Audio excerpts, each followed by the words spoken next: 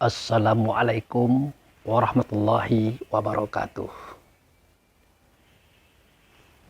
Saudaraku kaum muslimin dan muslimat, saudara sebangsa setanah air, dimanapun Anda ada dan berada. Sudah lama kita tidak jumpa dalam beberapa video, karena situasi dan kondisi saya sedang disibukkan oleh beberapa hal, sehingga untuk konsen menyampaikan pengetahuan hikmah ini ya sedikit terhambat. Bahkan pada waktu itu saya lebih banyak menghibur diri dengan rekreasi, dengan lagu-lagu yang dinyanyikan oleh saya sendiri di dalam menirukan lagu anak-anak bangsa yang terdahulu, seperti Kus Plus, Favorit Group, dan berbagai macam lagu-lagu lainnya. Itu hanya untuk perintang atau penghibur diri seketika hati ini sedang jenuh dalam persoalan-persoalan kehidupannya. Bukan berarti kitab Quran dan hadis tidak bisa menyelesaikan persoalan di hati saya, bukan begitu. Tetapi memang saatnya untuk saya membawakan kisah-kisah tersebut. Hari ini kembali kita bertemu lagi dengan saya dalam rangka menyampaikan berita-berita hikmah daripada Allah dan Rasulnya. Baik, kali ini kita akan mencoba mengupas surat An-Nahl ayat 125. Di sini Allah berfirman. Nah, itu.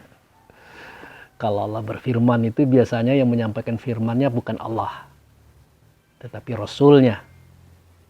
Beliau adalah Muhammad Rasulullah Sallallahu Alaihi Wasallam yang telah berselawat Allah dan malaikat kepadanya.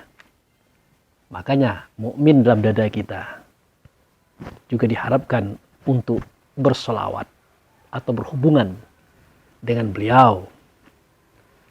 Tentu hubungan itu ada di dalam sholat. Baik itu sholat berwaktu ataupun itu sholat do'imun. Nah, itulah dia ingatan kita yang beraksi, bergerak menuju apa yang pernah dia sampaikan kepada kita sebagai wasilah untuk kita berjumpa dengan dia di dalam sholat. Baik saudaraku, kita mencoba membaca surat An-Nahl atau surat nomor 16 yang ayatnya adalah 125.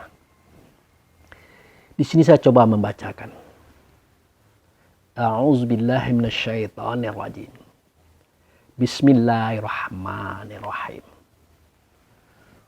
Ud'u ila sabili rabbika bil hikmati wal mau'izah. Jadi di sini Allah memerintahkan kepada kita melalui Rasulnya, yaitu ud'u ila sabili rabbika bil hikmah wal mau'izah. Jadi ada itu perintahnya itu untuk kita menyeru, mengajak, berdakwah kepada mereka-mereka yang memang mau diajak, atau mereka-mereka yang memang belum tahu sama sekali tentang apa yang kita ajak. Tapi kalau kepada mereka yang sudah tahu, kemudian mereka mengingkari pengetahuan itu, ya mereka hanya sebatas kita ingatkan saja.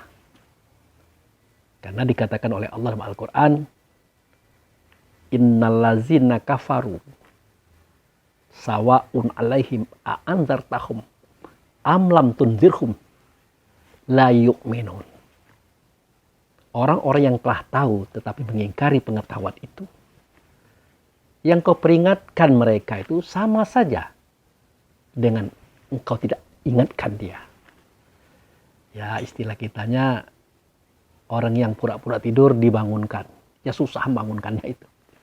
Beda dengan orang yang benar-benar tidur. Kalau orang yang benar-benar tidur dibangunkan, digoyang dikit bangun dia. Tapi kalau orang yang tidak tidur, dia pura-pura tidur, dibangunkan, wah susah bangunkannya itu. Nah itulah tanda-tanda yang Allah berikan kepada kita. Bagi mereka itu hanya diingatkan saja. Semoga mereka itu teringat dan kembali kepada jalan Tuhannya. Jadi dikatakan di situ, serulah mereka atau dakwai mereka kepada jalannya Tuhan engkau. Ya Tuhan mereka juga. Dengan apa? Jadi kita menyeru itu ya tentu ada alatnya. Dengan apa? Yaitu dengan hikmah. Dengan hikmah dan mau'izah. Nah, apa itu hikmah? Hikmah itu ada, kita lihat dalam surat Yasin. Yang bunyinya, Yasin wal Qur'anul Hakim innaka laminal mursalin. Yasin, wahai Sin, demi Quran yang mengandung hikmah. Jadi ada namanya Quran, di dalamnya ada hikmah. Yang hikmah itu disampaikan kepada ayat dalam dada kita. Ayat itu yang menyuarakan, yang mengatakan isi hikmah itu. Itu yang kita sampaikan sebagai bahan dakwah. Artinya, yang kita sampaikan kepada mereka dalam bentuk ajakan adalah suara Allah, kata Allah yang nyata pada Rasul. Suara Rasul, kata Rasul yang nyata ianya pada mukmin atau ruh atau diri kita sebenarnya diri yang ianya ada dalam dada kita masing-masing. Jadi itulah hikmah. Jadi Quran itu di dalamnya ada pelajaran. Pelajaran itulah hikmah. Dia adalah nur, dia adalah cahaya daripada Allah dan Rasul. Ada di kita. Itu yang kita sampaikan. Dan mau'izah. Mau'izah itu artinya keperkasaan. Keberanian. Jadi untuk perkasa dan berani itu tidak mudah. Kalau tidak dengan petunjuk Allah dan Rasul yang menjelma ia menjadi pemahaman pada kita. Pemahaman yang menjelma ia menjadi pengetahuan pada kita. Jadi seorang pendakwah itu adalah orang yang banyak mengetahui, banyak memahami, terutama apa yang dia sampaikan kepada manusia-manusia lain. Itu makanya Allah dan Rasul membatasi untuk menyuarakan, untuk mengatakan kajian-kajian Islam. Kalau hanya diketahui daripada tulisan ke tulisan, cerita orang ke cerita orang. Dibatasi. Kenapa? Berbahaya. Jangankan untuk menyampaikan kajian Islam, untuk menyuarakan suara, mengatakan kata kita saja. Kalau kita tidak tahu apa yang kita perkatakan dalam Islam, itu dilarang, saudara. Ya, itu dilarang. Makanya dikatakan wala takfu ma laisa laka bihi ilmu. Inna sam'a wal absara wal fuada kullu ulaika kana anhu mas'ulan. Janganlah kamu memperkatakan kata yang kamu tidak punya ilmunya, yang kamu tidak mengerti, yang kamu hanya dapat dari buku dan orang ke orang. Sementara maknanya kamu tidak paham. Jangan. Sesungguhnya pendengaranmu, penglihatanmu, rasa dirimu akan ditanya oleh Allah. Akan dituntut oleh Allah. Setidak-tidaknya Allah bertanya kepada kita melalui apa yang kita sampaikan kepada orang tersebut. Orang tersebut bertanya kepada kita. Sebenarnya bukan orang tersebut. Allah bertanya kepada kita melalui orang itu. Nah, seketika kita cuman hanya memiliki pengetahuan dari buku ke buku, cerita orang ke orang, kita tidak bisa menceritakan eksistensinya. Waktu itu kita sudah sesat, dan kita pun sudah menyesatkan. Makanya seorang yang memiliki pengetahuan hikmah daripada Allah dan Rasul, ada rasa di hatinya untuk menyampaikan kebenaran.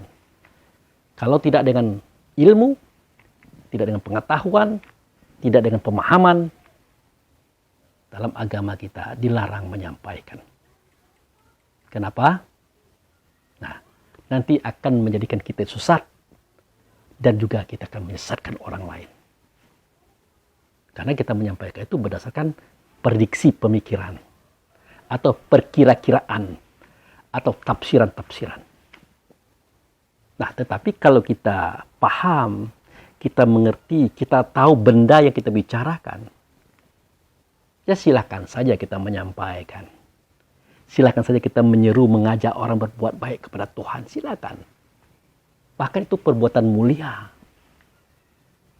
Jadi surat An-Nahl ayat 125 ini adalah SK dari Allah dan Rasul, saudara. Yang memerintahkan kepada kita yang paham, yang mengerti, yang tahu tentang apa yang kita sampaikan ini. Jadi ini perintah. Jadi kalau saudaraku bertanya kepada saya, apakah Pak Abu Fikri menyampaikan kajian ini sudah pamitan kepada Allah dan Rasul? Ya, jawabannya ayat ini tadi. Ya, bagaimana mungkin saya akan berpamitan kepada Allah dan Rasul? Sedangkan Allah dan Rasul terdahulu mengeskakan, memerintahkan kepada mereka-mereka yang sudah dianggap bisa menyampaikan itu. Walaupun kadar penyampaiannya tidak terlalu tinggi dibanding daripada para ulama-ulama besar. Intinya dia tahu dengan apa yang dia suarakan, dengan apa yang dia katakan, dengan apa yang dia sampaikan. Intinya sebatas itu sudah cukup. Supaya jangan sampai seketika orang bertanya, dia tidak bisa menjawab. Atau dia bisa menjawab tetapi jawabannya salah. Nah, jadi bil hikmah wal mau'izah, dengan hikmah serta kekuatan dan keberanian, itu hanya didasarkan adanya pengetahuan, adanya ilmu, adanya kepahaman yang Allah dan Rasul berikan kepada kita. Jadi jangan ditanyakan lagi, apakah Pak Abu Fikri sudah pamitan atau belum? Karena perintah itu memang ada kepada setiap kita, saudara. Kepada setiap kita. Bukan kepada saya saja, bukan kepada ulama saja, tapi kepada semua kita. Perintah ini sudah ada, SK ini sudah ada. Silahkan kita mengukur apakah kita sudah patut menyampaikan atau belum. Kalau belum, sebaiknya tidak usah. Tapi kalau kita merasa sudah mulai bisa, silakan saja. Setidak-tidaknya kita belajar menyampaikan. Tapi dimulai daripada kajian-kajian yang ringan. Begitu, saudara. Jadi ayat tadi mengatakan, ud'u ila sabili rabbika bil hikmati wal mau'izah. Nah, tentu mau'izah di sini mau'izatul hasanah. Nah, ya, mau'izah artinya itu kekuatan, keberanian yang baik dan benar. Itu tadi yang saya katakan. Berdasarkan ilmu, berdasarkan pengetahuan, pemahaman. Yang sudah jelas eksistensinya. Tahu kita bendanya. Tahu kita barang yang dibicarakan. Tidak ngalor ngidul. Tidak menyesatkan diri dan menyesatkan orang lain. Oh, kalau begitu Pak Abu Fikri begitu pedenya. Nah, tidak. Kita tidak juga dikatakan terlalu percaya diri atau pede. Karena kita hanya ikut Allah dan Rasul. Apa kata Rasulullah dalam sebuah hadis? Seketika kamu berijtihad, seketika kamu berpendapat, jika pendapat itu salah, kamu dapat pahala 2. Pertama, pahala keinginan berbuat baik kepada orang, mengajak kepada kebenaran. Kedua, pahala mencoba untuk menjadi orang yang bisa membawa kebenaran.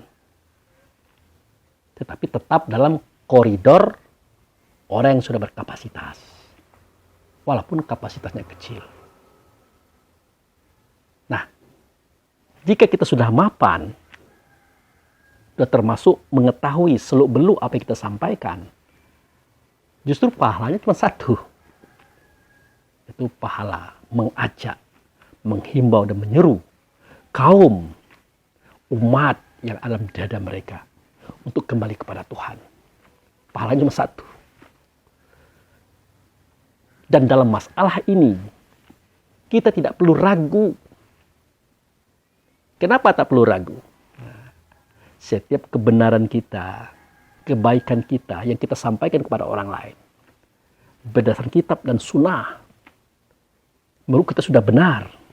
Sebenarnya kalau diukur dengan kebenaran Allah dan Rasul, kebenaran dan kebaikan kita itu sebenarnya jauh daripada harapan Allah dan Rasul. Jauh. Artinya tidak mungkin kebenaran kita, kebaikan kita itu sama dengan kebenaran Allah dan Rasul. Tidak mungkin. Tetapi sudah lumayan. Sudah hasrat, sudah ada keinginan untuk menjadi penyambung lidah Rasul dalam menyampaikan kebenaran agar hamba-hamba ini, umat-umat ini, ruh-ruh yang dalam dada ini kembali kepada Tuhannya. Itu persoalannya. Ini tidak usah ragu.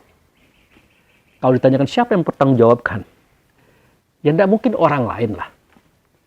Tentu yang bertanggungjawabkan itu adalah diri kita. Kepada siapa? Kepada Rasul dan kepada Allah. Makanya dalam persoalan ini Allah tidak melihat suara kata kita, tidak melihat gerak kita. Tetapi yang Allah lihat itu adalah apa sih isi hati kita sehingga kita berdakwah. Itu yang Allah lihat. Itu yang namanya niat. Makanya innallaha la yanzuru suwarikum wal a'malikum walakinallaha yanzuru ma fi qulubikum. Nah, sesungguhnya Allah tidak melihat bentuk dan rupa kamu serta perbuatanmu, termasuk suara dan kata. Yang Allah lihat itu yang dalam hatimu itu. Siapa itu? Ruh. Siapa ruh? Diri kita sendiri. Apa maunya? Mengajak orang berbuat baik. Kembali kepada Tuhan. Tanpa ria, tanpa kesombongan, tanpa keangkuhan, tanpa ingin dipuji oleh siapapun. Itu yang Allah lihat. Ada juga orang yang mengatakan, wah tuh Pak Abu Fikri bikin video supaya dipuji oleh orang banyak. Disanjung oleh orang banyak. Tidaklah. Ya bagaimana mungkin saya membutuhkan pujian manusia? Kenapa dalam video ini saya banyak mengatakan saya? Karena ini adalah jawaban dari semua pertanyaan orang. Dari semua pernyataan orang. Baik yang di video ataupun dalam kehidupan sehari-hari. Makanya di sini saya banyak menceritakan sayanya. Ini sebagai jawaban. Tidak. Untuk apa saya mencari pujian daripada manusia? Tidak ada gunanya itu. Kenapa? Karena insya Allah saya sudah tahu. Diberitahu oleh Allah dan Rasul. Bahwa ketika kita ruku dan juga sujud, kita kan berucap Subhana Rabbil Azimi wa bihamdi. Subhana Rabbil Azimi wa bihamdi. Subhana Rabbil Azimi wa bihamdi. Itu bacaan kita seketika kita ruku. Sucilah engkau ya Allah. Besarlah engkau ya Allah. Terpujilah engkau ya Allah. Itu yang kita ucapkan kepada Allah yang nyata adalah Rasul di tempat itu. Karena Rasul adalah wasilah. Lalu beliau balik bertanya, apa yang kamu katakan tadi, Abu Fikri? Ya saya jawab, sucilah engkau, besarlah engkau, terpujilah engkau wahai Allah. Yang nyatanya ia pada Rasul. Dia balik bertanya, siapa yang kau sucikan? Siapa yang kau besarkan? Siapa yang kau pujikan? Oleh karena pengetahuan Abu Fikri belum ada Maka Abu Fikri menjawab, yang aku sucikan itu engkau ya Allah. Engkau ya Rasul. Yang aku besarkan itu engkau ya Allah, engkau ya Rasul. Yang aku pujikan itu engkau ya Allah, engkau ya Rasul. Tentu dalam pandangan batin kita melihat bahwa Rasul tersenyum. Tersenyum gembira. Tersenyum bahagia. Karena turunannya sudah mulai mau bergerak dan berjalan. Mengajak orang lain kepada kebenaran. Tetapi perlu diluruskan, kata Rasulullah. Sesungguhnya, engkau Abu Fikri tidak akan bisa mensucikan aku dan Allah. Tidak akan bisa membesarkan aku dan Allah. Tidak akan bisa memuji aku dan Allah. Karena aku tidak berbentuk, tidak berupa, tidak bersuara, tidak berkata. Dan engkau saat ini sudah lupa bagaimana keberadaanku yang sebenarnya. Apalagi Allah. Tidak mungkin kau bisa memujikan. Itu. Yang ada adalah. Nah, itu dia. Seketika engkau ruku. Ya. Akulah. Nah, sebenarnya Allah. Melalui aku. Yang mensucikan engkau. Wah, itu. Bukan engkau yang mensucikan aku. Apalagi Allah. Allah yang mensucikan engkau melalui aku. Seketika engkau ruku. Semua dosa, noda batinmu, keburukanmu, baik besar ataupun kecil, sengaja tidak sengaja. Allah yang membersihkan melalui aku. Nah, itu dia. Kejadian itu sewaktu engkau sedang ruku di dalam sholat. Allah yang membesarkan jiwamu, batinmu, rasa dirimu sehingga engkau berani. Engkau kuat mentalnya. Itu semuanya melalui aku. Seketika kapan? Seketika engkau bertemu dengan aku di dalam sholat. Dan Allah lah yang memujinya engkau melalui aku. Sehingga tidak satu pun malaikat langit dan bumi yang tidak mengenal siapa engkau. Semua mereka tahu. Lah kalau Allah dan Rasul sudah memuji kita, apa perlu kita minta pujian daripada manusia? Tidak, saudara. Tidak perlu lagi. Tidak ada manfaatnya. Begitu. Dan ini bukan hanya terjadi kepada saya sendiri, tidak. Juga terjadi pada kita semua yang memahami hakikat daripada ruku dalam sholat itu. Itu. Jadi kalau saudaraku mengatakan, oh saya minta dipuji, minta disanjung, jawabnya tidak. Tetapi buktinya, buktinya Abu Fikri melakukan keriaan, kesum'ahan. Dalam bahasa kitanya, buktinya Abu Fikri memperlihatkan, memperdengarkan.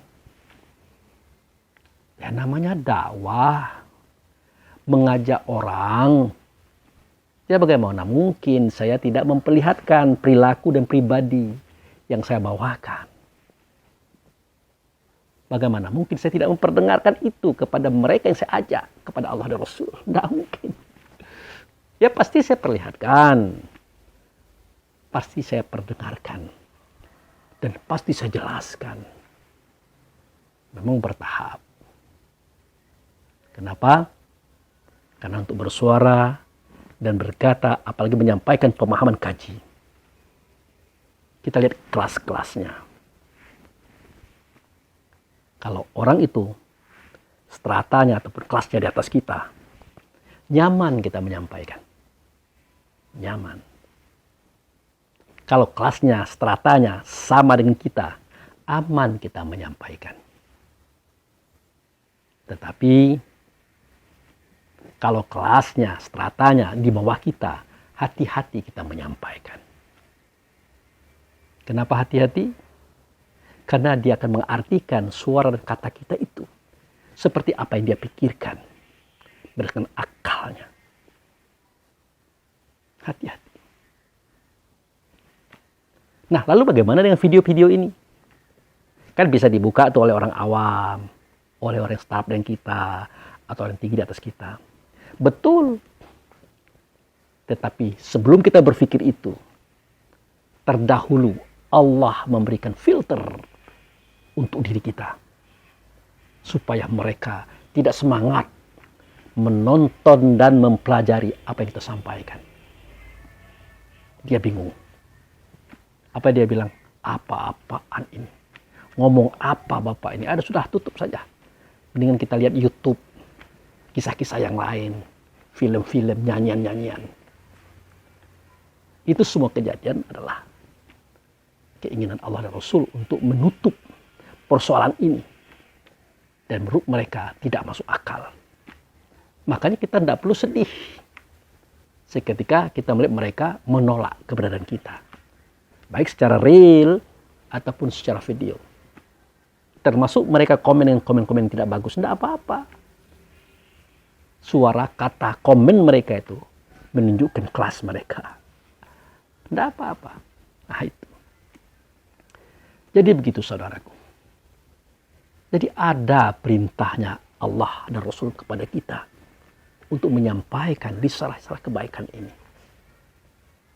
Risalah kaji-kaji hikmah ini. Ada perintahnya. Kalau istilah orang tua kita, beliau mengatakan begini, sampaikan, tetapi jangan dikatakan. Nah itu. Apa yang disampaikan? Jadi sampaikan informasi dakwah. Apa yang jangan dikatakan? Yang jangan dikatakan itu adalah sesuatu yang akan menjadikan orang lain bingung dengan kita. Dan kebingungan itu melahirkan kesesatan bagi diri dia, dan kita termasuk orang yang menyesatkan dia. Nah, yang itu sensitif. Artinya jangan disampaikan esensi sejati daripada Allah dan Rasul. Jangan disampaikan. Bukan esensi sejatinya Allah dan Rasul yang tertuang pada kitab ini. Tetapi yang jangan disampaikan itu adalah wujud serta Allah, yaitu Rasul. Wujud serta Rasul itu adalah khalifah. Orang yang menyampaikan kaji ini. Itu tidak perlu kita ceritakan itu.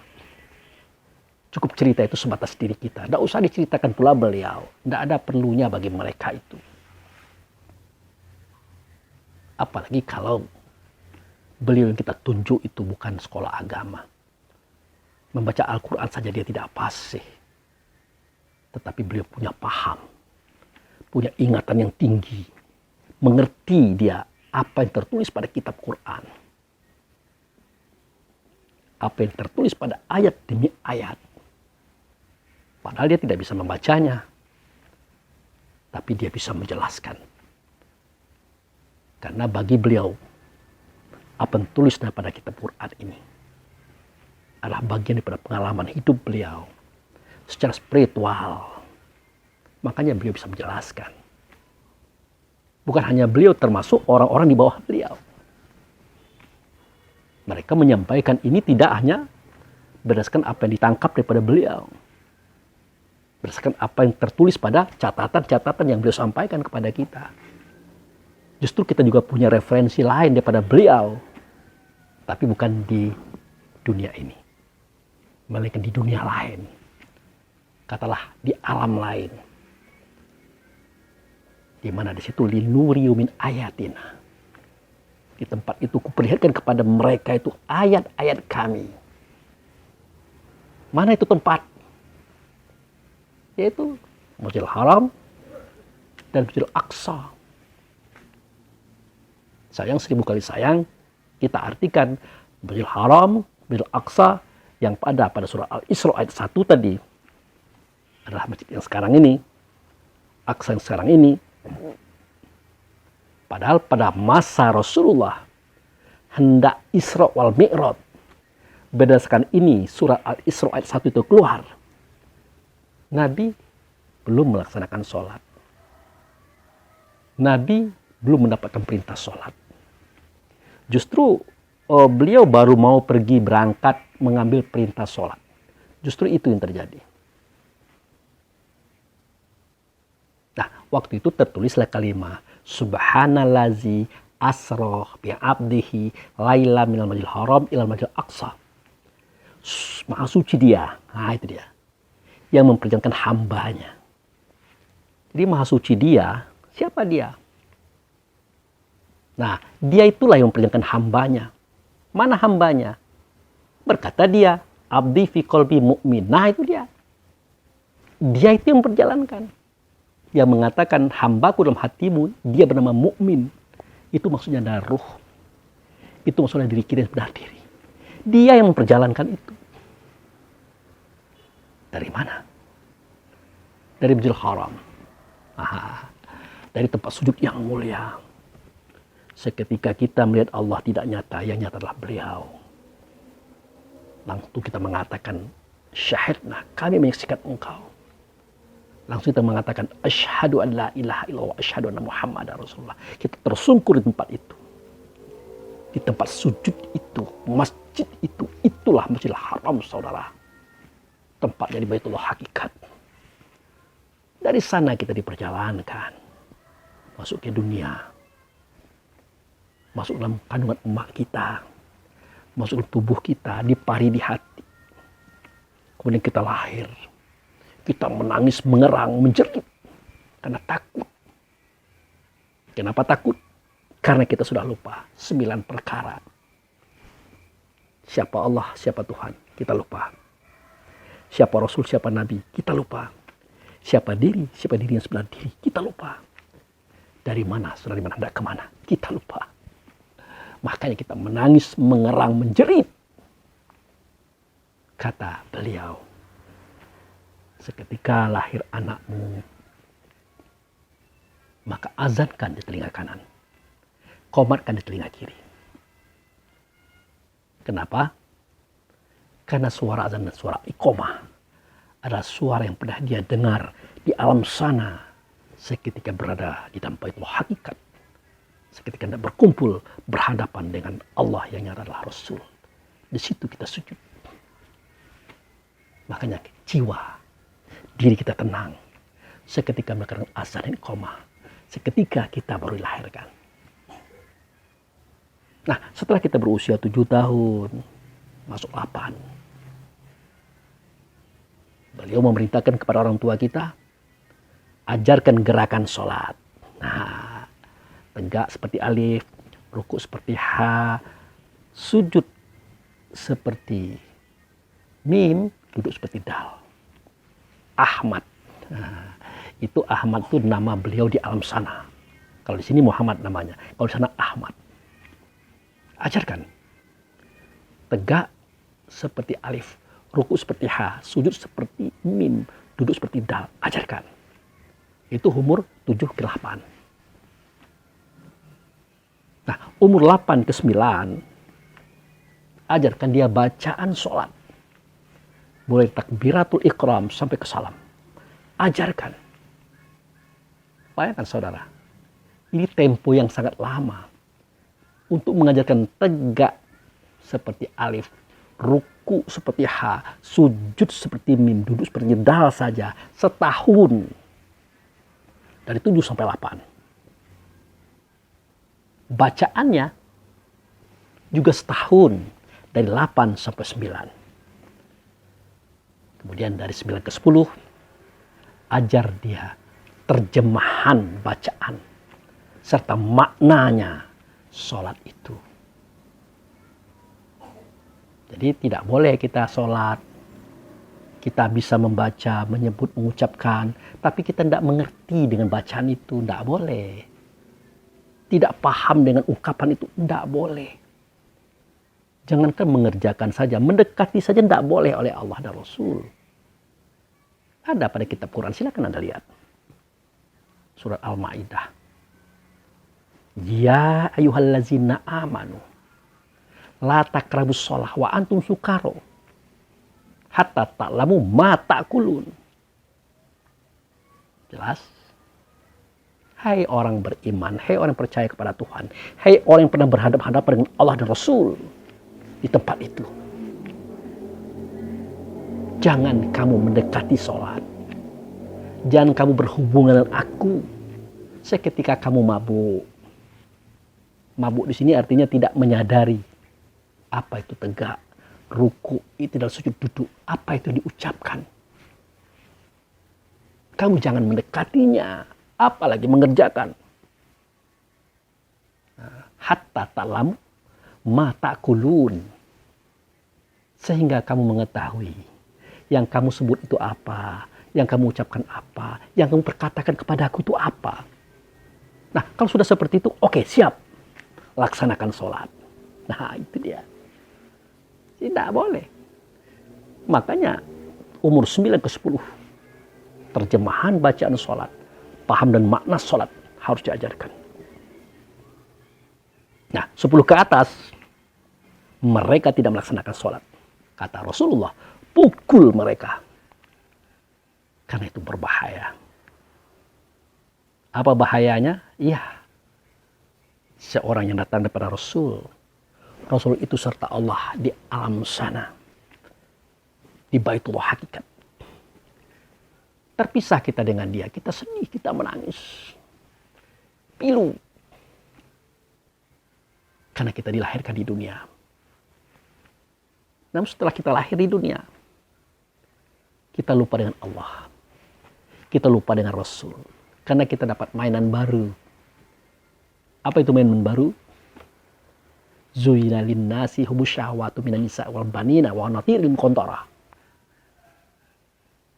Jadi surah Al Imran itu menjelaskan, sengaja aku hiaskan kepada manusia itu perhiasan, mainan baru, yaitu perempuan, anak-anak, harta, kendaraan, macam-macam itu. Memang kalimatnya zuyina linnasi hubus syahwat. Dihiaskan kepada manusia itu kecenderungan kepada keinginan syahwat. Itulah pasangan jenis, pangkat, uang, harta benda, jabatan, kendaraan, rumah, dan macam-macam itu. Itu sengaja dihiaskan. Untuk apa? Untuk kita bisa berjalan dengan baik di dunia ini dalam rangka melaksanakan dakwah tadi. Itu. Ya bayangkan kalau kita mau berdakwah, mengajak orang kepada kebaikan.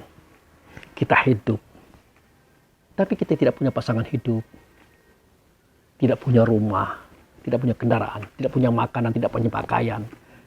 Bagaimana mungkin kita bisa melaksanakan tugas-tugas mulia ini? Tidak bisa.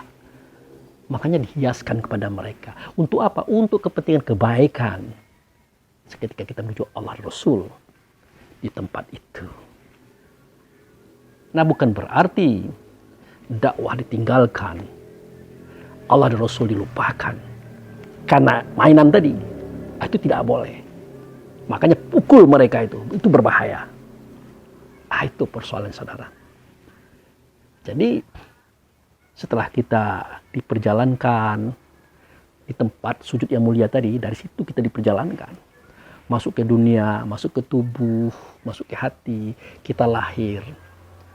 Nah, kita ingin kembali ke tempat semula dalam sholat kita dengan ingatan. Nah, itu dia. Baru kita sadar alangkah jauhnya tempat sujud itu. Dalam bahasa Arabnya, itulah Masjid Al-Aqsa, masjid terakhir, tempat sujud yang jauh. Jadi Masjid Haram itu juga, Masjid Al-Aqsa itu juga. Sama dengan ibarat olahraga lari itu. Start di situ juga, finish di situ juga. Kapan kita berada di tempat sujud yang mulia atau Masjidil Haram? Sewaktu kita melihat Allah nyata adalah Rasul, di situ kita sujud. Al-A'raf 172. Lihat kisahnya di situ. Nah itu. Wa iz akaza rabbuka min bani Adam min zuhurihim zuriyatahum asyhadahum ala anfusahum. Alastu bi rabbikum? Qalu bala syahidna antakulu yaumal qiyamah inna kunna han hadzal ghafilin. Ingatlah kata Allah melalui Rasul untuk kita. Kenapa kita disuruh mengingat? Karena kejadian itu memang ada, saudara. Disuruh mengingat, tapi lupa. Ingatlah. Seketika Allah yang nyata ya pada Rasul mengeluarkan keturunan anak Adam. Itu spermatozoa itu. Zuriat. Zoroh. Nah, tetapi di situ ada kalimat, aku angkat saksi atas diri mereka masing-masing. Artinya, atas dia yang ada di dalam tubuh mungil itu. Siapa dianya? Tentu adalah roh kita. Tentu diri kita sebelah diri. Ditanyakan kepada mereka, alastu bi rabbikum? Adakah tidak aku ini? Aku ini dengan Tuhan kamu? Kalau Allah kan jelas Tuhan tuh. Kalau aku ini dengan Tuhan siapa? Tentu beliau adalah sifatullah. Tentu beliau adalah wujud serta Allah. Beliau adalah Muhammad, saudara. Dia bertanya kepada kita waktu itu. Ya karena kita melihat dia, mendengar suara dia, tentu kita menjawab, bala syahidna. Benar engkau wujud serta Allah. Benar. Benar engkau dengan Tuhan kami. Engkau adalah utusan Allah kepada kami. Nah, setelah persaksian itu kita nyatakan, kita kan sujud. Sujud. Tapi ingat, jangan pernah kita artikan sujud waktu itu sebagaimana sujud kita hari ini. Ingat, jangan diartikan itu. Karena sujud yang kita lakukan hari ini adalah sujud seketika kita sudah bertubuh dan berbadan serta berjasad, saudara. Sedangkan waktu itu, jangankan kita bertubuh, berbadan, berjasad, masuk dunia saja kita belum. Artinya kita adalah nur. Muhammad adalah nur, Allah adalah nur. Jadi sujud diartikan di sini adalah sami'na wa ata'na. Kami dengar ya Allah ya Rasulullah. Kami akan taati apa yang kau perintahkan. Kami akan jauhi apa yang kau larang. Itu sujud. Namun tempat itu tetap dikatakan tempat sujud yang mulia. Sebenarnya tempat sujud tidak mulia. Karena ada yang mulia di situ adalah Rasulullah yang nyata Allah pada beliau. Maka jadilah tempat sujud itu tempat sujud yang mulia atau Masjidil Haram. Begitu ceritanya. Nah, yang di Mekah di saat Nabi hendak melaksanakan Isra wal Mi'raj belum dikatakan Masjidil Haram, belum. Karena sholat belum turun. Otomatis sujud belum ada. Di sisi lain, Masjidil Haram hari ini yang kita ketahui seperti itu, waktu itu di dalam Ka'bah itu terdapat 4 patung besar. Lata, Manat, Ubal, Uzza.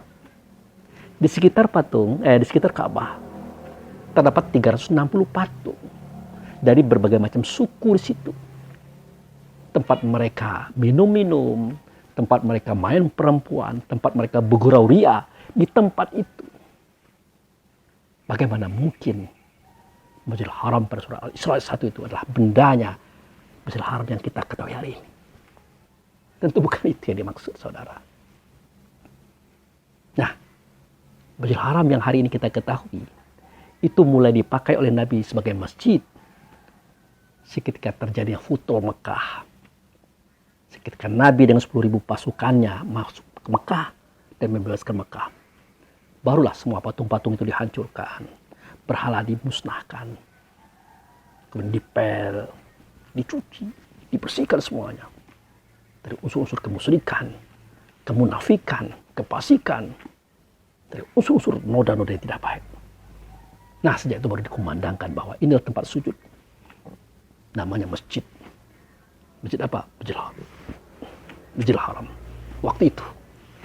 Nah, seketika beliau baru mau Isra wal Mi'raj, belum.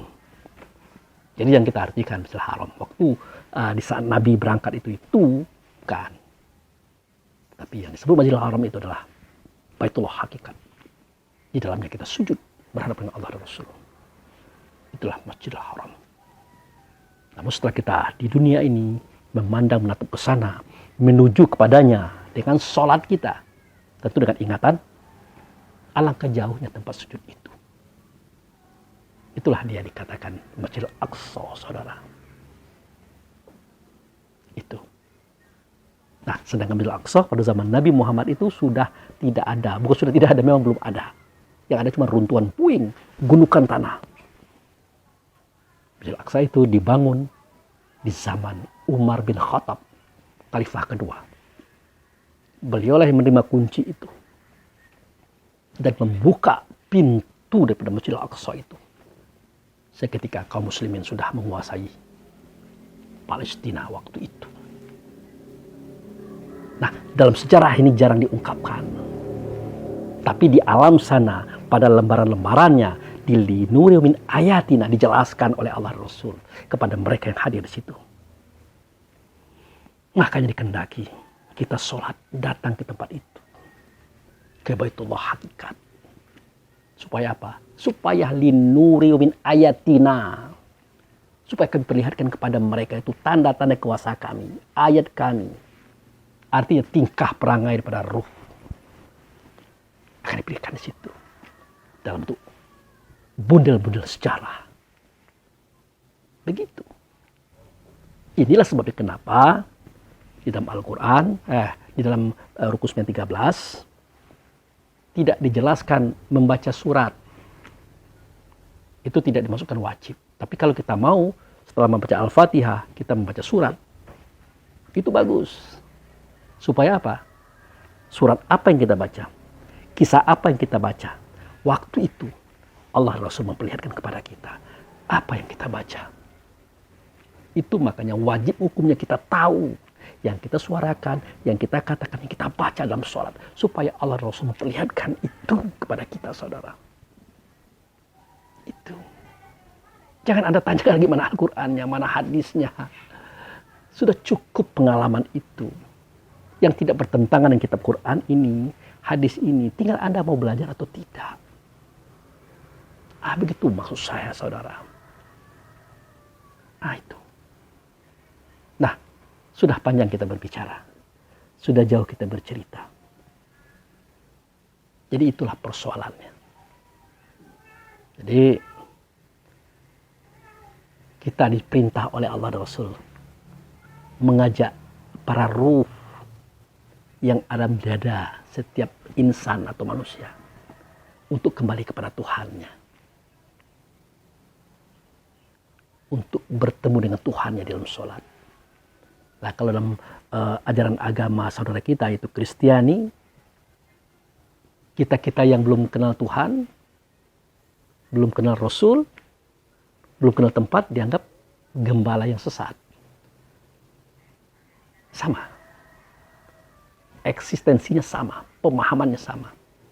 Mereka juga mencari orang-orang yang dianggap sesat tadi kembali kepada Tuhan. Kita juga sama.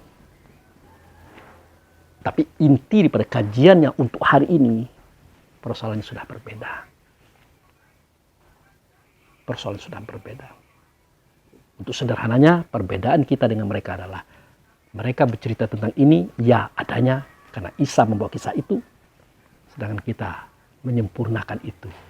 Dimulai dengan turunnya beliau sebagai Nabi Rasul terakhir di alam semesta. Makanya kehadiran Muhammad adalah merupakan penyempurna daripada sebentar, ini ada tamu.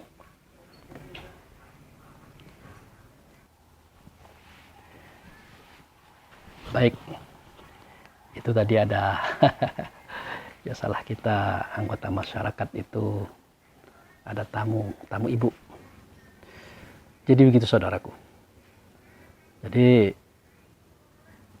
dikendakilah oleh Allah dan Rasul kita menghimbau, menyeru semua ruh yang alam dada manusia-manusia lain, itu terutama keluarga kita, untuk kembali kepada Allah dalam sholat.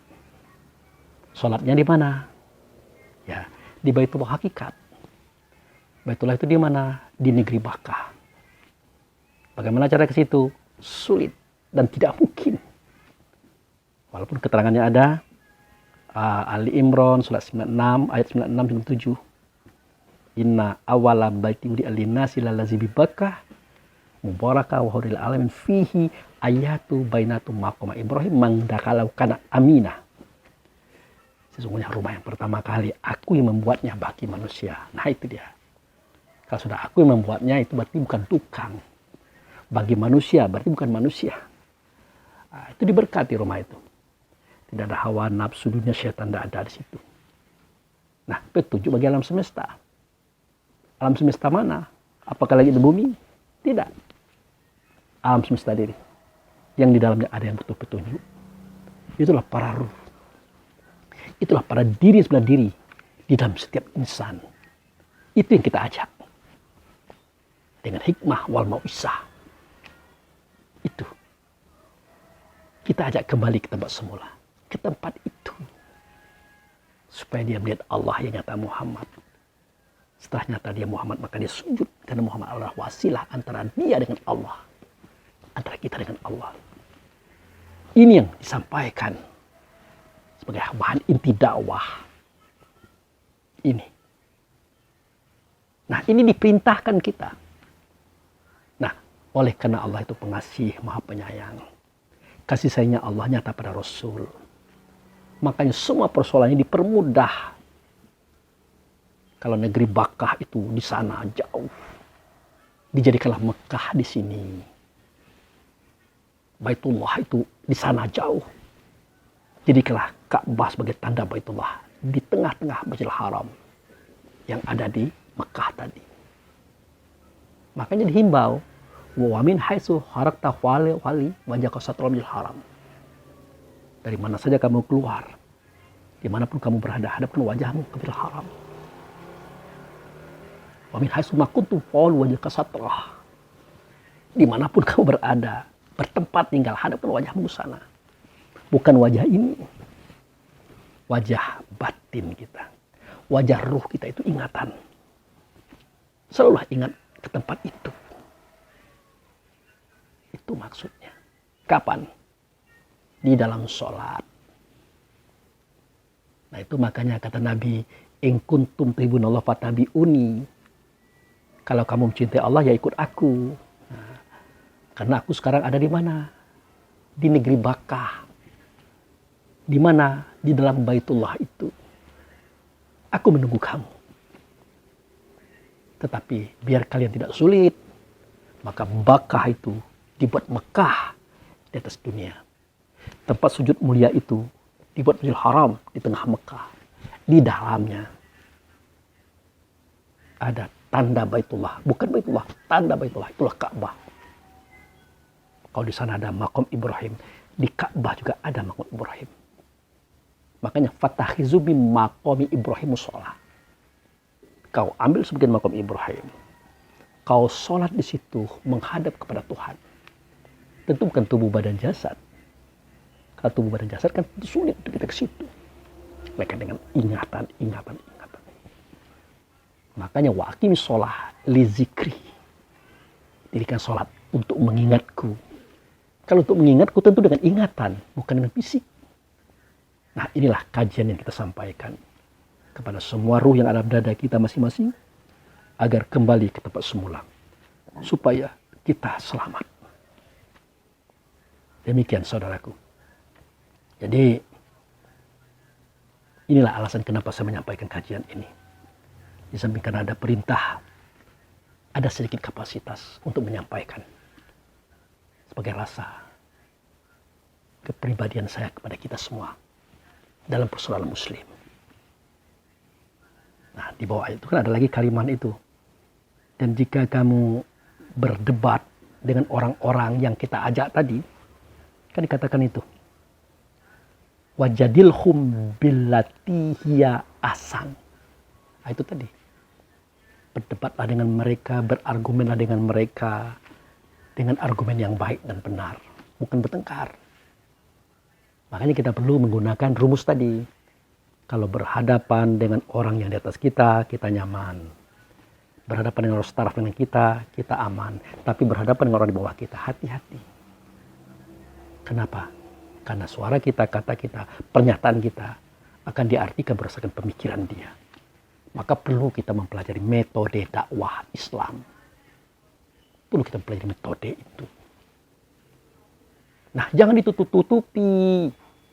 Tidak boleh menyampaikan kepada orang lain. Bukan begitu makna pahamnya, saudara.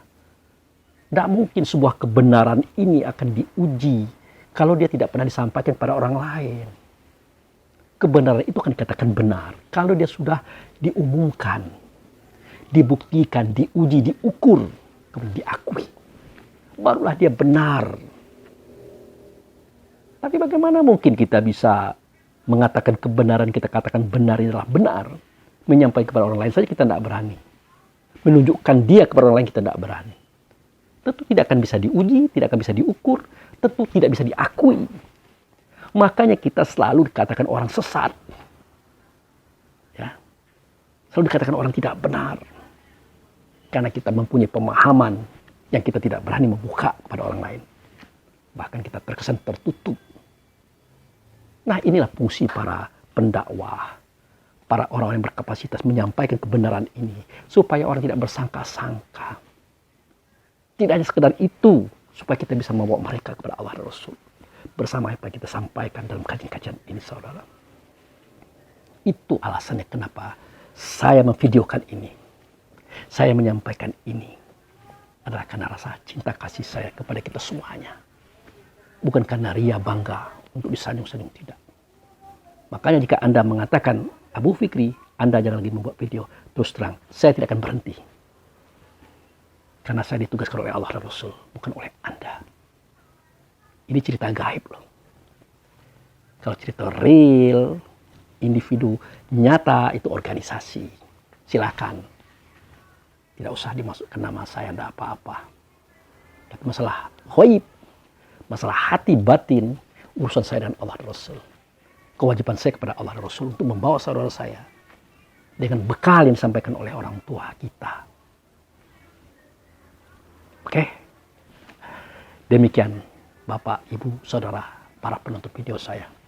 Maaf jika ada arogansi dalam penyampaian saya. Karena itu saya sampaikan.